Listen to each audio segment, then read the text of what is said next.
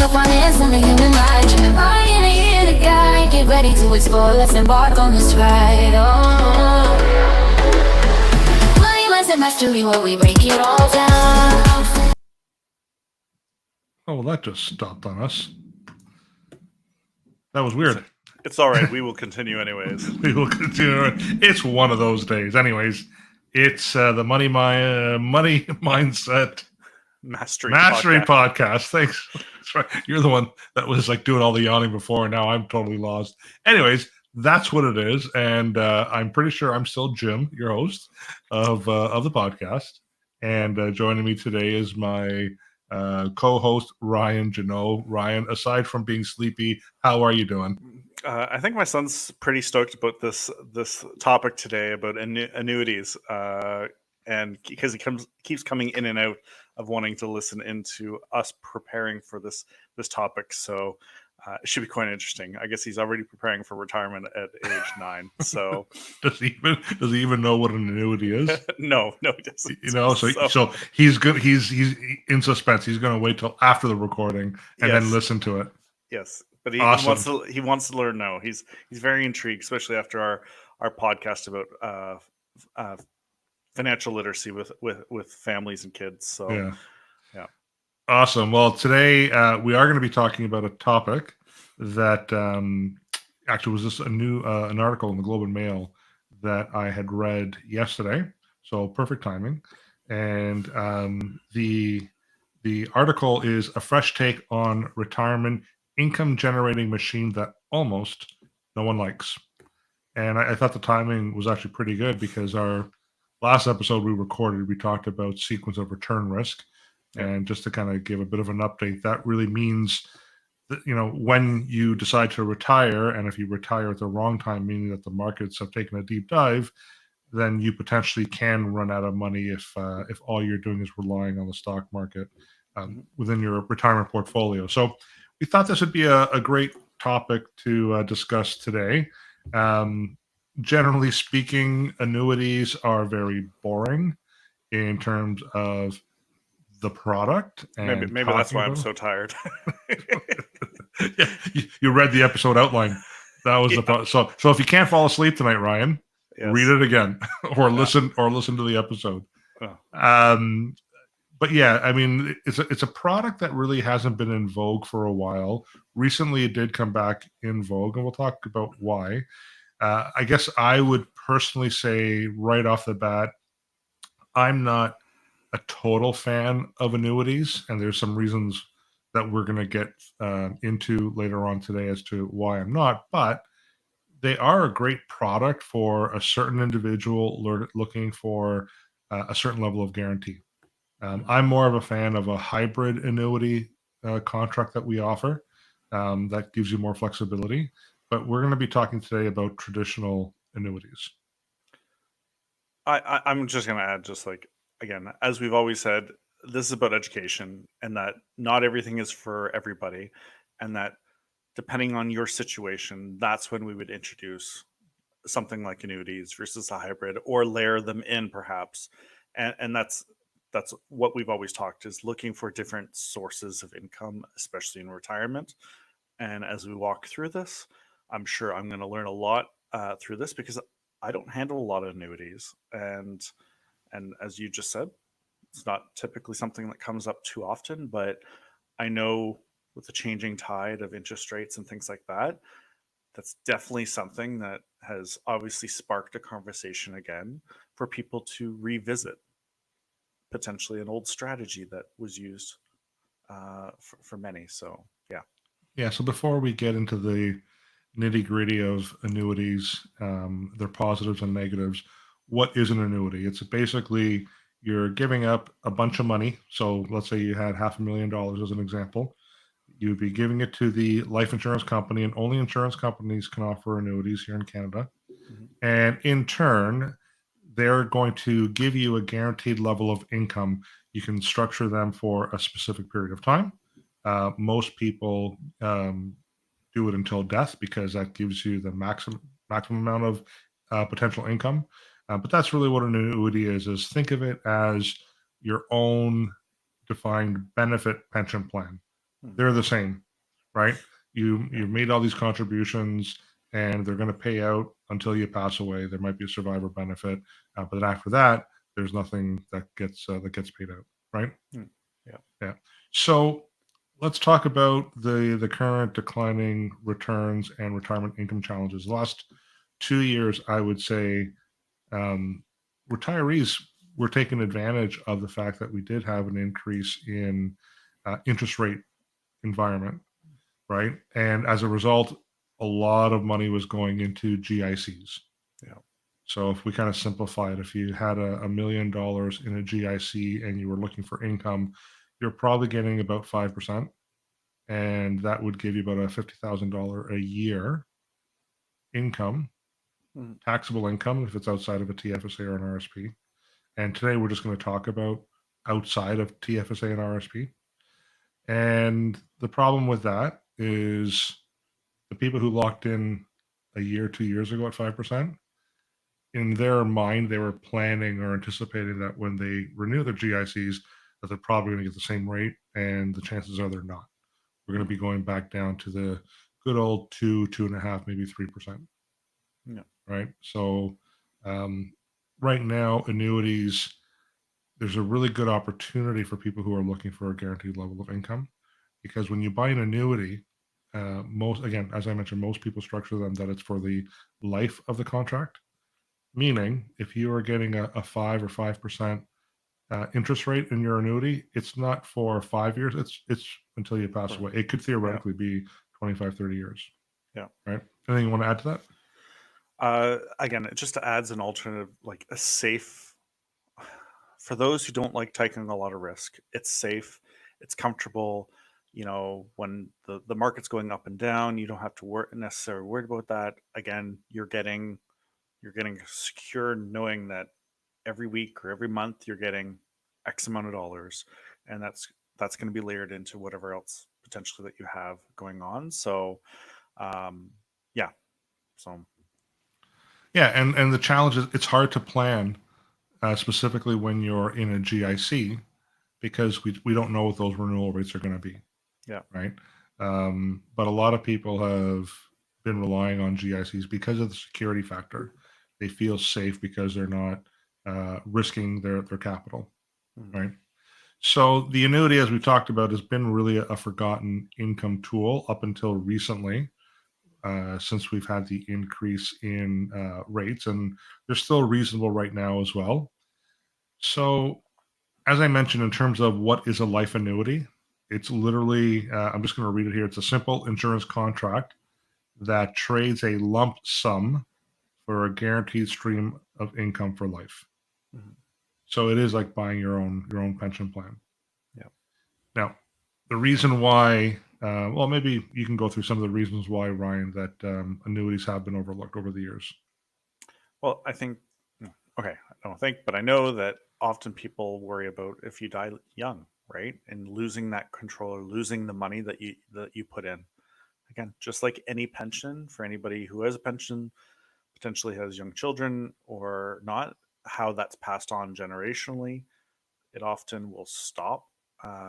And for annuities, it will stop at the end of the contract of the person that it is based on. So again, it has some lack of control in some people's mind, but as we said, on the positive side, it's guaranteeing that control of knowing that every month you're getting X amount of dollars based on the interest rate that is locked in for you. So, there's a lot of people that the debate that there's other investment options that people could look at.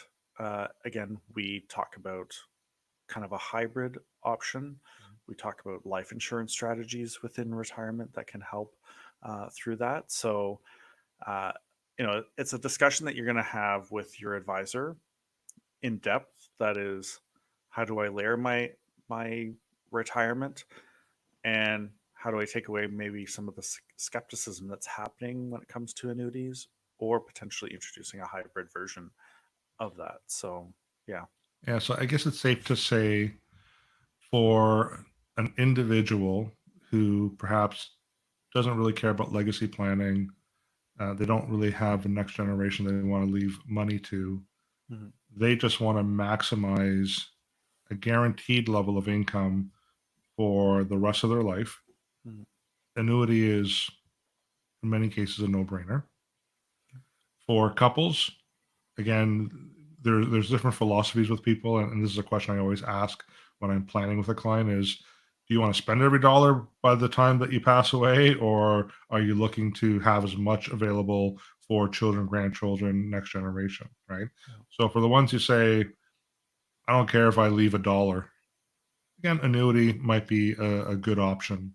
But for some that say, well, no, like I do want to leave for the next generation. And then this is where they get in the trap of, I'm only going to live off of the interest that I earn on the safe investment.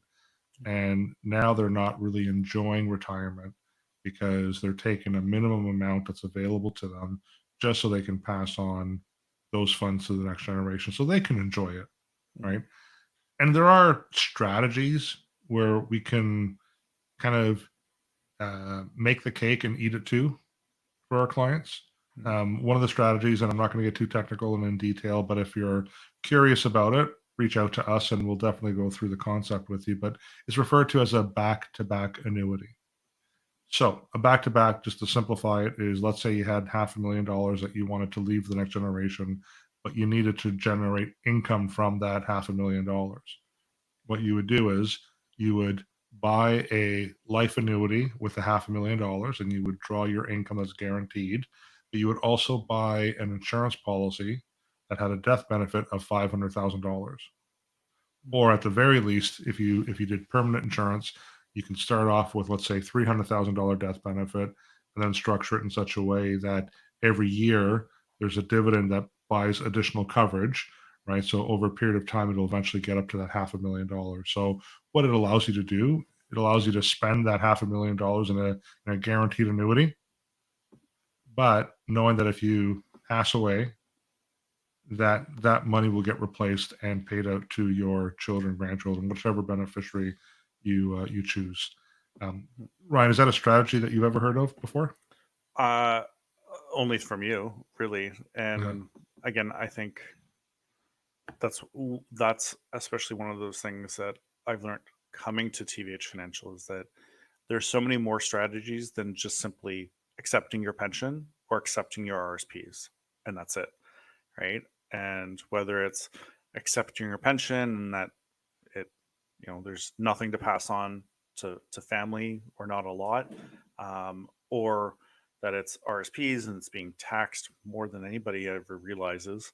Um, so again, from you as a mentor and a teacher too, it's how to layer in many different things that a lot. I know banks aren't talking about this at all because they can't sell it, so they're not talking about it, right? And from a lot of advisors, they're not familiar with it, so they're just not talking about it either. So, but they're not giving people an option, and they're not educating people on the different layers that can provide income sources for you throughout retirement. So, Yeah, typically, if you're dealing with a stockbroker or if you're dealing with a mutual fund advisor and they don't have an insurance license as well, mhm, they're typically not going to make these recommendations because they don't have access to these types of programs. And again, I'm not suggesting that this strategy is for everyone. It's not, but it is for certain people. And there are ways that again we can implement those strategies. And I know some people will ask, well, what about the fact that you're going to have this insurance premium? So when we run the analysis, in many cases, the net amount of income you receive, including the cost of the insurance, typically is higher than if you were generating a certain rate of return from a straight GIC because of the taxation, or from a RIF as well because of the taxation. Right. mhm, So we're looking at net numbers at the end of the yeah, day. And in most cases, the net number with the back to back is equal to or better than just strictly taking interest from the capital. yeah, Right. So you don't lose out there. Lifetime yield calculations. Um, so this here, for example, part of the annuity, really what the annuity is you're gambling that you're going to live past life expectancy, and the insurance company is gambling that you're going to pass away at life expectancy or hopefully less than, right? So if we compare, for example, from an age point of view, if you had a 65-year-old male with 100,000 compared to a 65-year-old female with 100,000, there's going to be potentially a higher payout to the female for, well, not higher amount, but perhaps longer, right? Because females tend to outlive men, Yeah. right?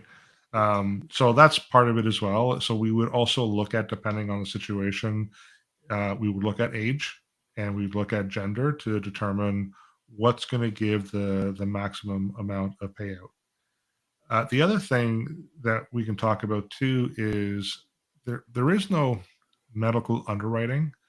However, if you have some condition where your life expectancy is shortened, then you could also end up with a higher level of income from your annuity as a result of that. So it's not about the stock market risk now, it's more health risk, is what we're referring to. But there are situations where you can get a higher payout just based on what your actual life expectancy is and if it's reduced for any reason. I actually did not know that. So No? learning Yeah. is half the battle. It doesn't come up often, Yeah. but it has come up. So Ryan, why don't we try to compare the annuity in retirement planning compared to a RIF? Okay. With the annuity, again, we're going to be talking non-registered, so it's not within a registration. So in terms of the income, it could be structured in different ways. The RIF, we know that the money's going to be taxed. Every dollar that you pull out of the RIF is going to be fully taxed, right? Mhm. So why don't you go through some of the examples here with the annuities versus RIFs and some of the differences?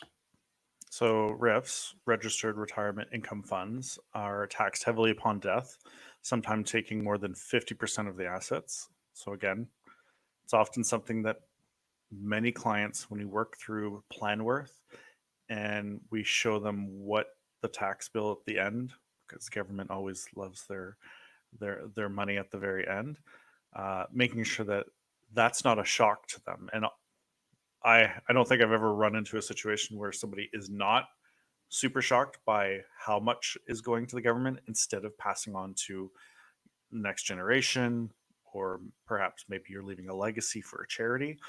So it's something to really consider. Annuities can offer a tax efficient. Well, actually, way. before we get to that, Yeah. so I still want to continue on that point for a second. Yeah. So someone might say, okay, well, I'll get taxed at 50% depending on the balance in the RIF.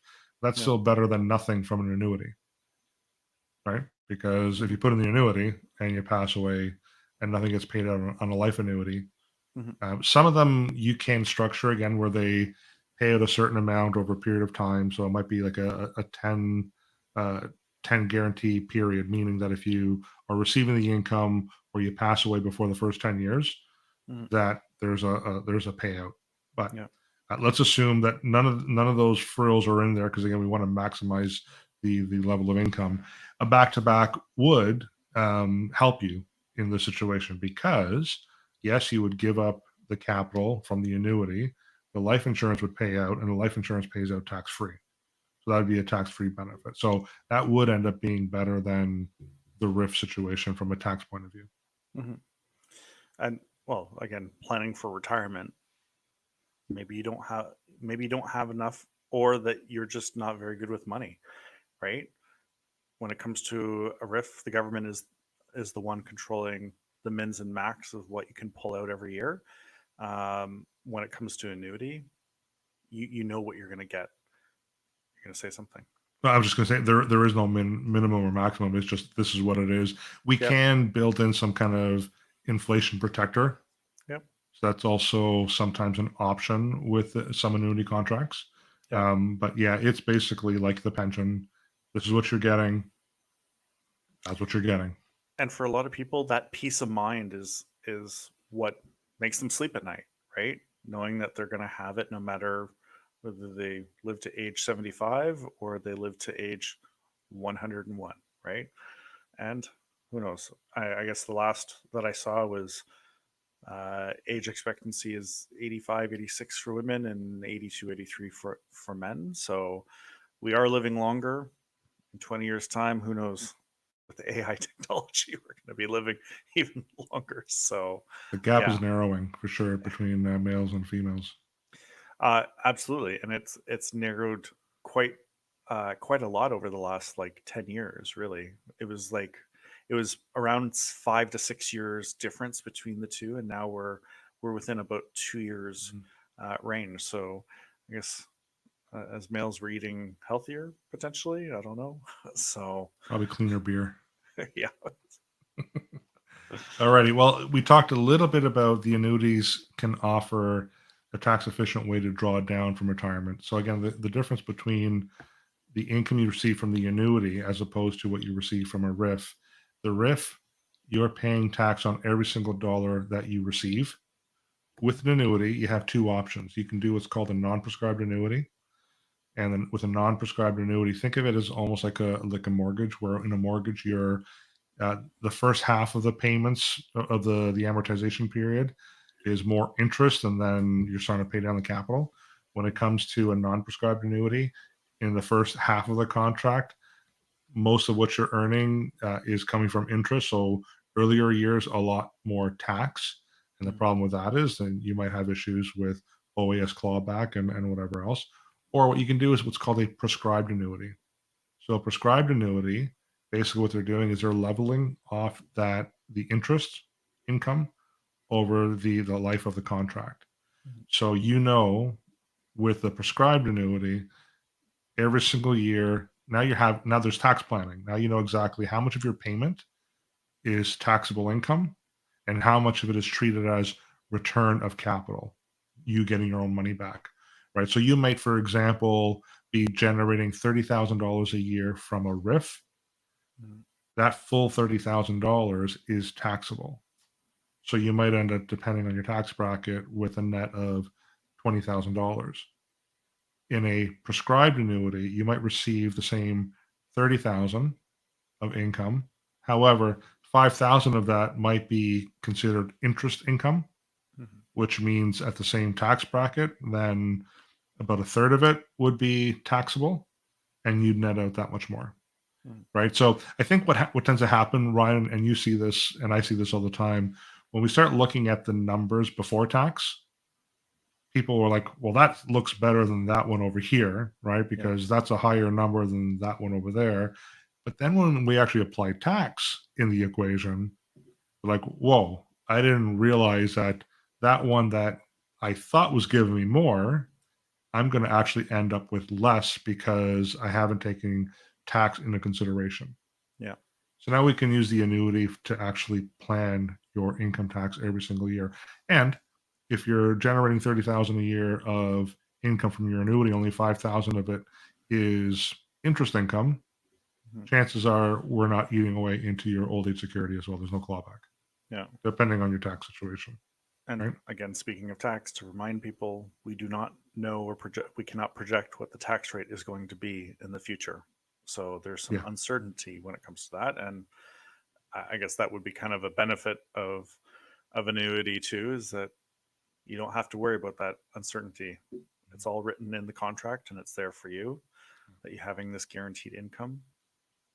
Sleep at night, obviously that peace of mind of not necessarily outliving your savings, which is something that I see with many clients, is they're worried they're not gonna have that money there when they get to that age. So where does it come from? Is it the burden on your family to help pick up the slack, and potentially for some having to work until they're well into their 70s, if not 80s, in some cases. So, any other benefits you see for annuities? Those are really pretty much the vast majority of benefits. But let's maybe talk about the pros and cons now. Yeah. Because there are pros and there are cons, and that's why you and I we never, ever, when we sit down with a client, suggest that this investment is, or this financial instrument is perfect and great for everybody, right? It is very much a situational type of recommendation. Mhm. What's your situation? What are you looking for as a client? What are your goals? What's important to you? And then let's try to fit whatever tools that make sense, Mhm. right? So, in terms of benefits, guaranteed lifetime income, Mhm. right? There are, you might be 45, 50 years old right now, not quite into retirement, maybe approaching retirement 10, 15 years from now. And this might not be as important to you today, Mhm. but I'll guarantee you that if you're retired, no longer earning an income, and all you're relying is on the assets that you've accumulated, and you've placed them all in a stock portfolio or some type of higher volatility portfolio, and all of a sudden that $1 million is worth $700,000 because of a market correction. Crypto. Crypto, stock market, right? I mean, we saw something similar a couple of years ago with the Black Swan event. We saw it in 2008. I mean, there's so many examples over history, over time, right? But if Yeah. you're all of a sudden you're relying on income on that $1 million and it's worth 700,000, I know that you would uh, appreciate if you had some source of guaranteed income coming in, Yeah. so you don't have to worry about running out of money. That's the big Mhm. concern, right? So with a guaranteed lifetime income, it means you're guaranteed to never run out of money, right? What's the next benefit? Well, again, potentially lowering your tax burden if used in a RIF, right, or in a registered retirement income fund. Yeah, Got to get the acronyms down. So there's too many yeah, of them. yeah. So you're right about that. And I know we keep repeating this, and we're going to continue on repeating this. Peace of mind that you won't outlive your savings, Yeah. right? It's funny because you and I today were at an industry event, and we went through this process about um, what am I thinking or feeling when I'm helping a client? Like, um, what am I feeling as a result of me helping a client? Yeah. And for me, usually my thought process right away, I'm thinking comfort, security. Right. Yeah. Those are the two things that when I work with a client and I complete a plan for them, and I implement a plan, or at least make a recommendation, it's so that at the end of the day, they have comfort and security. Mhm. And even when we talk about retirement planning, I always say to people, for me, retirement planning isn't about necessarily numbers and rates of returns. Those are important. We have to include that. Mhm. But for me, retirement is when you finally reach an age and you know that if you finally had enough of working, that you can just shut it down, knowing that you have the resources to continue on living your life financially free. Yep. That's retirement for me, right? Yeah. So those are the things that some of these tools will do. What are some of the drawbacks? Let's go with the first one. Well, loss of control over a portion of your money. And again, I know we would never recommend putting all your money into something like this, but maybe a very small portion as part of a potential strategy for a particular person in a particular situation. Again, note every single time you have to go through as advisors, as coaches, you go through and every person's situation is unique based on their goals and their situation, and there's a thousand, if not a million, different factors that are playing into all of it. But ultimately, you're going to lose a bit of control of a portion of your money. But again, what's your balance? What is the thing that you're trying to achieve in the end? Um, and what is your comfort level when it comes to what retirement looks like? So, yeah. It's funny when you said that right away. I don't know why. Just in my mind, I thought to myself, "Isn't it strange or funny? Not funny, haha, but just funny how when you're dealing with someone who's going to give up, let's say, $200,000-300,000 for an annuity, and we suggest that they do that, and their concern is, well, I don't want to lose control of that money. Mhm. But yet, if they had a defined benefit pension plan, they're okay with that. Yeah. They've done the same thing. Yeah. Right? Because you have no control over the defined benefit pension plan. So what do people like about the pension plans? Guaranteed level of income. Mhm. That's what the annuity offers. Guaranteed level of income for life. Yep. Right? But yet, I guess they don't really see the value, the commuted value of the pension. So for them, it's just more of they just see this number keep increasing every year when they see their pension statement. Oh, this is how much I'm guaranteed if I retire from such an age, right? Mhm. But it's funny from a psychological point of view where they don't feel like they're giving them control when they have the pension, but they feel like they're giving up control when they're placing their funds in an annuity. They both act the exact same way, right? The next one, potential loss if you pass away early. Although, again, we talked about this, you can have guaranteed periods if you like, but when you start adding some of those features, it'll lower your income that you're guaranteed for life. But you could put in some guaranteed periods in there as well, right? But the same thing, it's a defined benefit pension.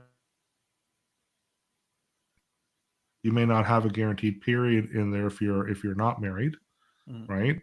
And there's nothing that gets paid out after you pass away. Yeah. Unless you have a surviving spouse, then they would receive a portion. So typically 60 to 66%, right? But that's another, I guess, drawback. And lower payouts with inflation protection options. So we talked about that a little bit earlier. Those benefits, those features are available with a lot of the contracts. However, it will reduce or lower your guaranteed level of income as well within the contract. Mhm. Anything else you want to add to that or talk about? Again, we can't predict the future. Amazon's still on standby as back order for our crystal ball. So I in think the there's supply chain issues now. oh, okay. So That's what it is. Yeah. all right. So, but in the meantime, we're just finding different ways to protect clients through layering in different income sources. So, yeah. Yeah, and I guess some considerations too in terms of, well, how much should you invest in an annuity or the hybrid annuity option that we prefer. Really, what you should be looking at is investing enough where the income that you're generating will help cover off your fixed costs when you're retired. Yeah. Right. So your variable costs, because with your variable, they vary and you can adjust where you draw those funds from. But anything that's fixed, you should try to match that up with some form of guaranteed income source. So if you have CPP, OAS, a hybrid or traditional annuity, your defined benefit pension plan, those should be able to cover off your fixed expenses during your retirement years, Mhm. right? Yep. And I think another thing too is use other investments to hedge against inflation and maintain flexibility. This is again us repeating saying, don't put all your money in the basket, right? Consider some, but also consider holding other investments that are more liquid Yep. that potentially can give you a better rate of return over the long term as well. So that way you have that flexibility. And the hybrid contracts also offer a combination of the two, Yeah. right? I would say next time you're going to see your advisor, bank particular, ask them what diversification means to them and see what their answer is. And if their answer is finding a multitude of mutual funds to invest in, some at high risk and some at low risk, I would question whether or not that is true diversification for you, especially when it comes to retirement, because diversification, some of it is not reliant on the market, as you've said before. Some of it can be to help create better, potentially better returns. But again, as we've learned, the market goes through cycles, and as our last podcast talked about, which is about sequence of returns and knowing that if you're drawing upon a source of income in a down year, that can have heavy consequences on the outcome or of your investments. So, You know what? I really like the fact that you made that point because you are correct. If you are for example, going at the bank counter and dealing with your banker, and you ask about diversification. That's exactly it, Ryan. They're going to put you through some kind of risk profile, and the diversification will be based on asset classes within their mutual fund offerings. Mhm. Stocks, bonds, cash, North America, Canadian, Europe. That's their level of diversification, which we also do, Mhm. but we don't limit it to just that, right? Because then we kind of look at the bigger picture and it's like, okay, now let's diversify beyond just the asset classes, but let's diversify with different financial instruments. What's going to give you a guaranteed level of income?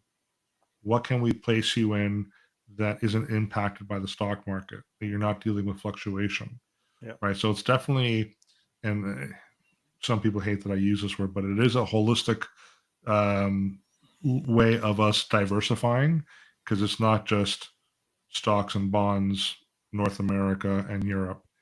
It's based on where are you going to receive your sources of income, and the banker will most likely say, well, you'll have CPP and OAS. There's your guaranteed level of income.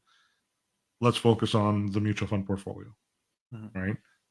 And we definitely go beyond that. So I'm glad you made that point, and that's how we protect people with the sequence of return risk that many people aren't talking about. There are some that are. There are some companies that focus on it with some product offerings, but I would say most people that I come across, I mean, we ask clients, have you ever heard of this? Yeah. Has anyone ever talked to you about sequence of return risk? And the response has always been, no, it's new to me. Yeah. Right. Yeah, they may have covered it in a college course in a one-liner in one of the books, from what I remember. So Yeah, I don't even think even in a college course, I haven't seen it. So we're gonna wind things down, Ryan. So really, what I'd like to say is I'd like to thank people for tuning in on the episode of our Money Mindset Mastery podcast. And if you're thinking of your retirement strategies, annuities might be something to consider. Hybrid annuities might be something to consider in addition to some of your other portfolio investments. So I would suggest that if you're looking at diversifying beyond a stock and bond mutual fund portfolio, ETF indexes, then reach out to us. We can be found at tvhfinancial.ca. So you'll find Ryan and I there. Or if you want to see all the services offered under TVH Group, then I definitely encourage you to go to tvhgroup.ca. Our phone number, I'm not going to put Ryan on the spot here, is 647 727 4668. And as always, if you like what you hear, share, like it, click it, do whatever, subscribe, because we're trying to put more content. And if you have any ideas, if there's any topics that you would like for us to discuss at another episode, let us know. We'd be more than happy to record anything that you feel might be beneficial for you. So, Ryan, anything else you'd like to add before we sign off? it is your responsibility to be involved in your own education, especially when it comes to your financial health. And there's a quote that we heard today: "Health is wealth, or wealth is health," or something like that. And I can't remember it, but I'm sure it'll come to me after we Health stop. is wealth. Health is wealth. So, again, making sure that you're part of that process. And again, we just want to introduce other concepts that a lot of people just aren't talking about, and making sure that you're layering in, as you said, to cover your fixed expenses. So, Yeah, for sure. Well, Ryan, looks like there's another one in the books. Next week, we're supposed to be interviewing mortgage broker TVH Mortgages, John Sowerby, no. and lawyer Sonia Kosiper at the TVH Legal PC. Mhm. And we're going to be talking about investing and real estate in the current declining interest rate environment. So I suggest you look out for that episode next week. Thanks, Ryan. Thanks, everyone. Take care. Thank you.